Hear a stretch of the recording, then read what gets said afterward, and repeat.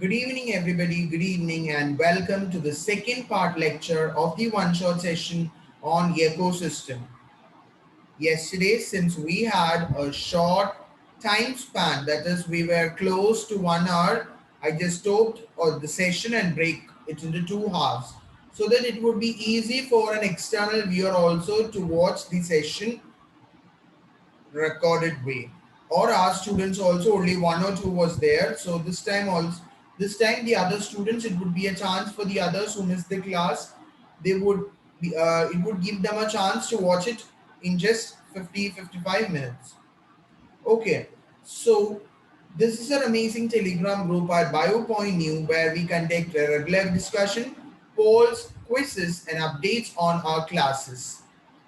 OMR examination would also be conducted based on the topics or the schedule given. Don't forget to hit the like button, share it with your friends and subscribe our wonderful YouTube channel of BioPoint, Stream the World of Bio. This is a crash course for NEET 2021 which is happening inside the Telegram group. So to know more about the crash course for NEET 2021, please join our Telegram group at BioPoint New to know more about the crash course. Yes, in yesterday's session, we discussed what is ecosystem, what are the different types of ecosystem, what is stratification and its examples. Then we were to discuss about the basic components of ecosystem. So actually there were mainly four different basic components of the ecosystem. That is, productivity was the first basic component of the ecosystem.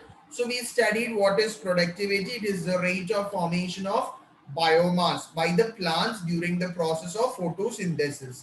So productivity can be of two types: primary productivity, that is biomass available by the plants, and secondary productivity, which is actually the biomass produced by the animals. Then we studied about the gross primary productivity and the net primary productivity. What do you mean by gross primary productivity? It is a rate of production of organic matter during photosynthesis. And gross primary productivity minus respiratory losses, you will call it as the net primary productivity. This was the second basic component of ecosystem, that is decomposition. So it is the breakdown of complex matter by decomposers into simpler inorganic materials. So they can be made available at any forms, for example, plant material or in the form of animal material, including fecal matter can be decomposed by the microbes present in the soil. Then we have a small discussion about the steps of decomposition, that is fragmentation, leaching, catabolism, humification and mineralization. So those who have not watched the lecture number 1, go to the description box. You have the link of the first session on ecosystem one-shot video, and then come back and watch this lecture. Then only it will benefit you, because if you don't know the basic concept, it would actually leads to some kind of a confusion in your mind. So these are the different factors affecting decomposition, and I already told you that chemical composition is a frequently repeated MCQ question. Okay. Then we were discussing about the energy flow.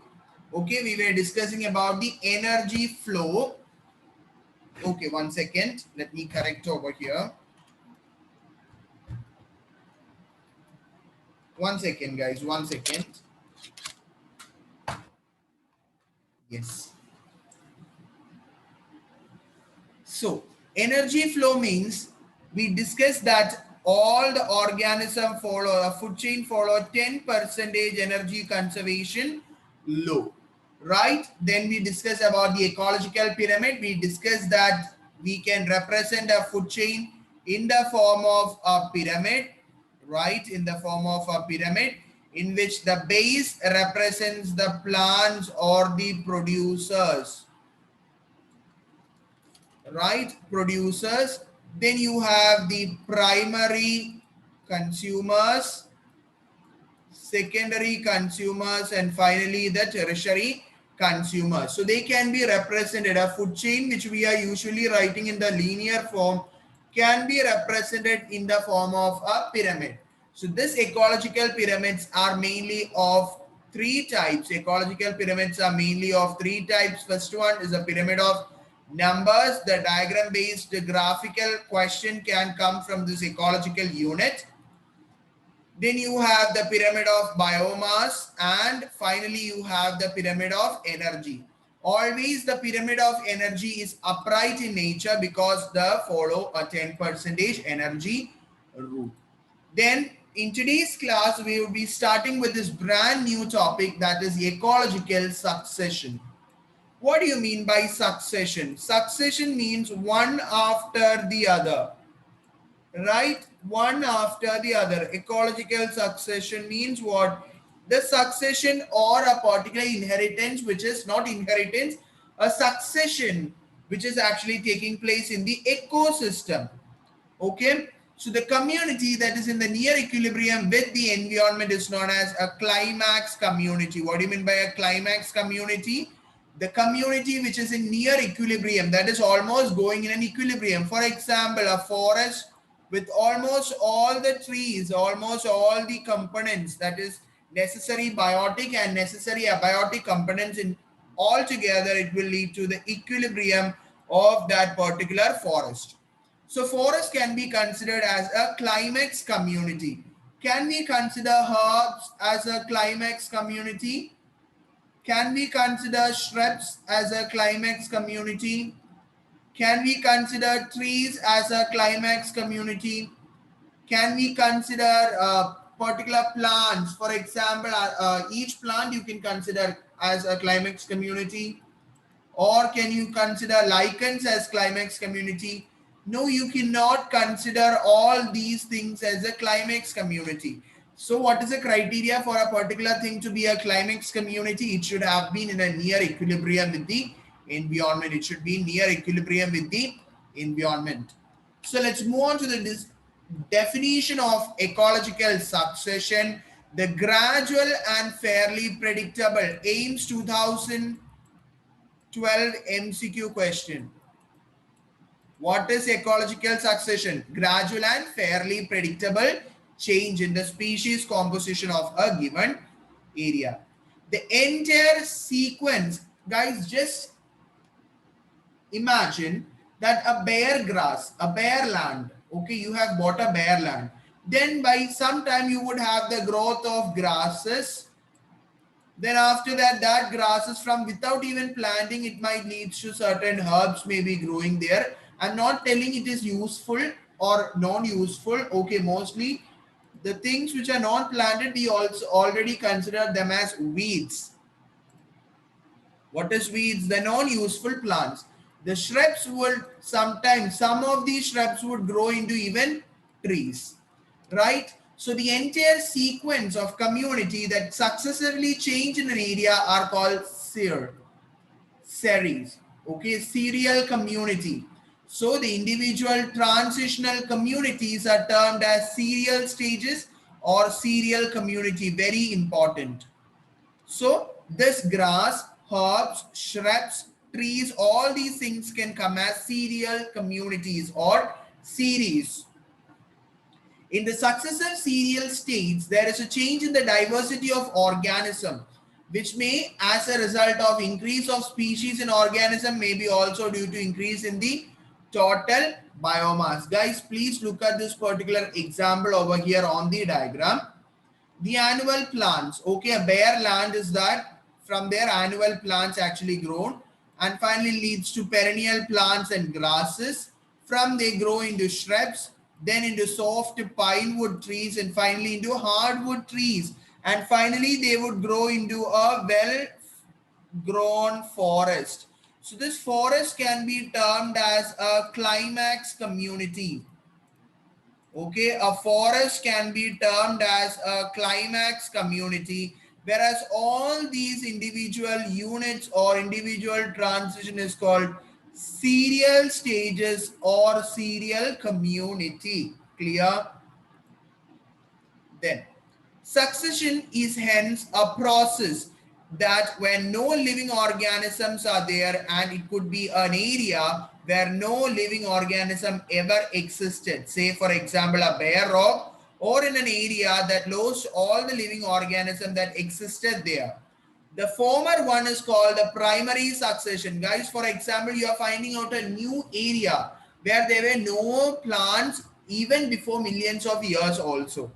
And that is case number one. You found out an area. We are going to study the succession taking place in an area where there were no organism which were lived few years back or many years back also. Second condition means there is a particular area. For example, in certain parts of India itself, we know that certain area which was agriculturally flourishing, due to floods and all the plants and all the organisms have been destroyed over there, and now it exists as a bare land.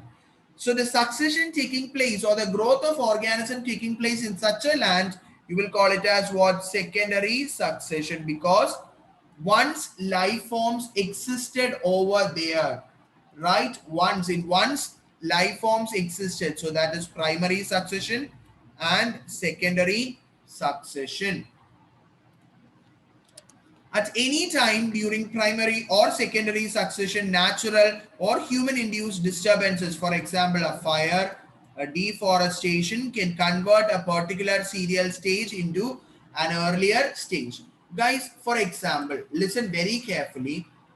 A bare ground. Okay, you have found out a bare ground. So after a couple of time, you will find that they are the first colonizers of a Sirac succession. What do you call the land succession as? You will call them as Sirac succession.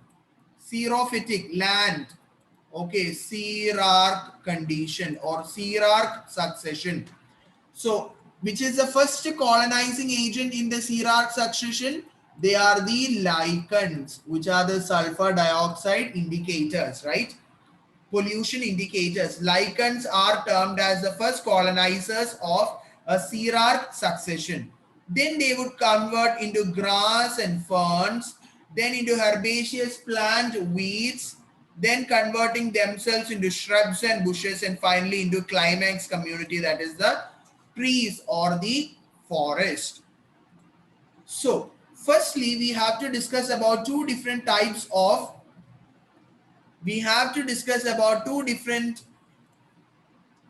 successions. That is, first one, we have to discuss about the hierarch succession. Okay, first we have to discuss about the hierarch succession, then about the Sirac succession. Okay, hierarch and Sirac. Hierarch means the succession which is taking place inside the water. Sirac means terrestrial area or the land area. So, hierarch succession takes place in the wetter areas and successional series from hydric to mesic condition. So, very important, you will be given a particular stages and you would be asked to identify. So, phytoplanktons are the pioneer community or the pioneer species which is to occupy that area. Then, submerged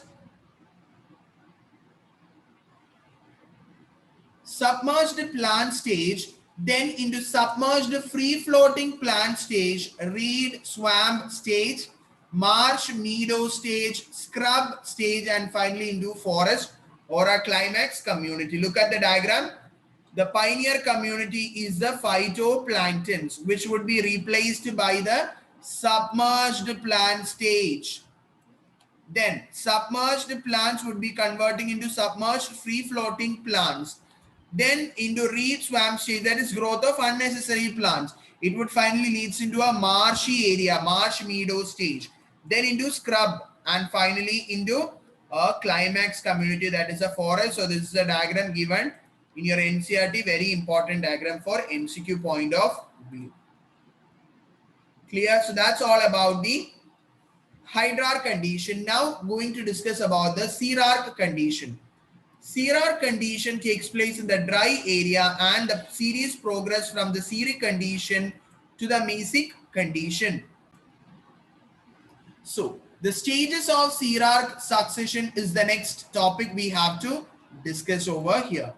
Lichens, as I have already told you, lichens are the pioneer community. What do you mean by pioneer? The first to colonize that area, lichens.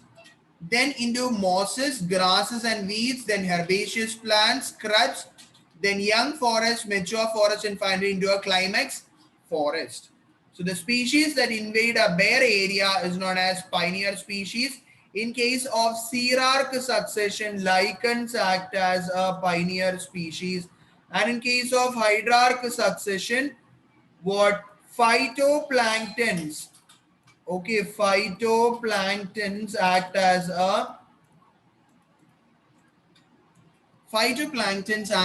a pioneer species. Clear? In both the cases, you would have forest as the climax community.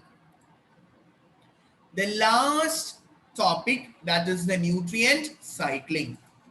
What is nutrient cycling and what does it helps? The movement of nutrient elements through various components of an ecosystem is called nutrient cycling. Another term is biogeochemical cycling, nutrient cycling, or you can call it as biogeochemical cycling.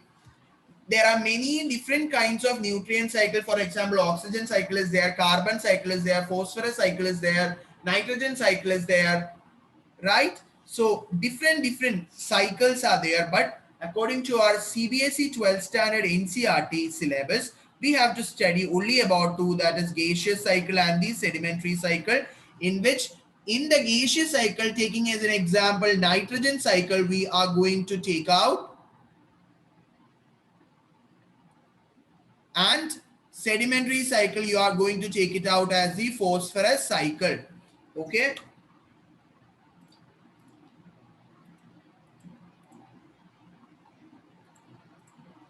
Sorry, nitrogen cycle is for the higher degree.